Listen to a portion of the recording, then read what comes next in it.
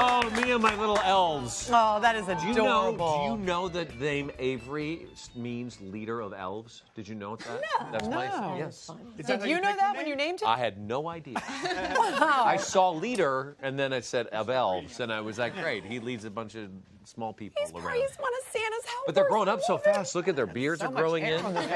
Anyway. All right, seriously, what would Christmas or any holiday be really without cranberries? What would it be? I asked you. I ask you to ask yourselves that at home.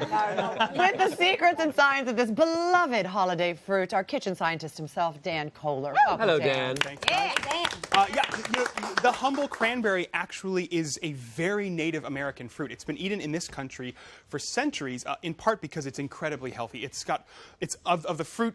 Sophie, you can back me up on this. It's got one of the highest levels of antioxidants, right? It's got 6 phytonutrients. There we go.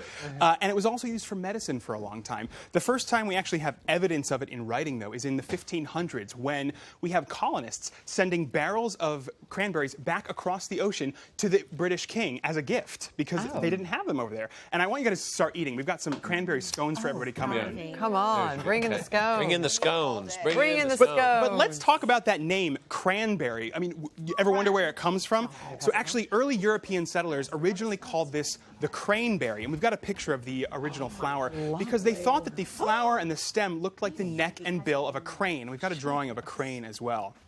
But most of the time when we talk about cranberries, we're talking about what's in them. But today I actually want to talk a little bit about what's not in them. Cranberries are really powerful because they've got 4 air pockets inside. And you might be scratching your head and saying, what is that useful for? But it's really actually powerful for harvesting. You see, cranberries are grown in low, dry areas. And then, in order to harvest them, the areas are completely flooded. So we hear about cranberry bogs, right? And that's where we start harvesting. Common among cranberry harvesting equipment are these large handmade water reels that drive through the bog, gently brushing the berries off their vines. Though a strong breeze helps gather the berries, farmers must wade through the bog with a floating boom and rakes to collect all the fruit.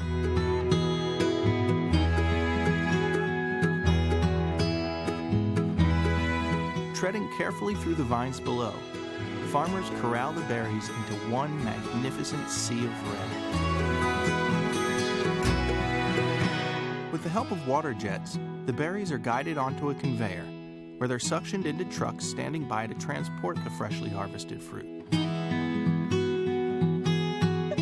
Dan, is that you? No, that unfortunately was not me. I didn't have the luxury of doing that. But that's all because of those 4 air pockets. They make harvesting cranberries so easy. But now it's time to talk about what's inside the cranberry. We've talked about what's not there. What's inside is a chemical compound called pectin.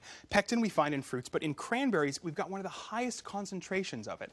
Pectin is a polymer. It's a long-chain polymer. And polymers, you've got to picture this, they're long molecules, and they like to get tangled. So we're talking about entanglement here. Imagine, you see it right there. If you just were holding 2 chains of those separately, nothing would happen.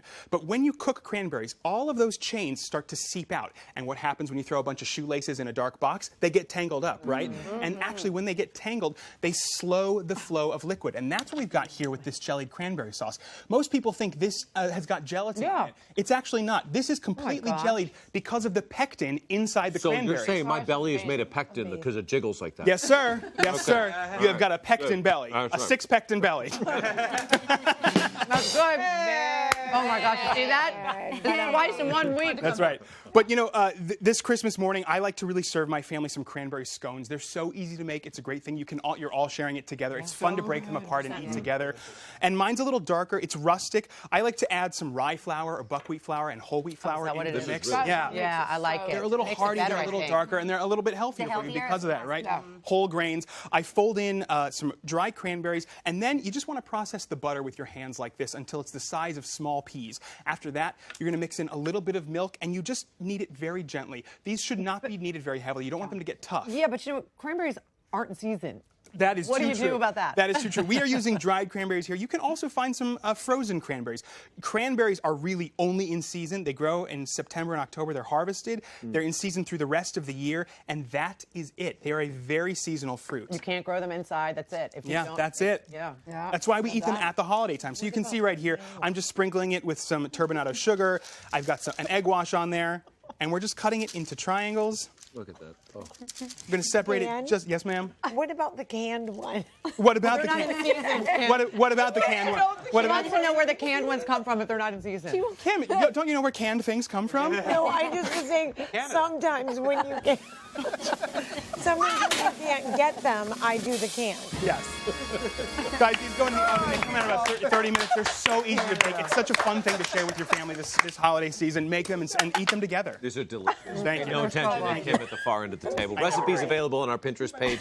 Check out Dan's website as well. You said delicious. Where the cans come from? You said Canada. I know. Special holiday performance from the Beverly Bells.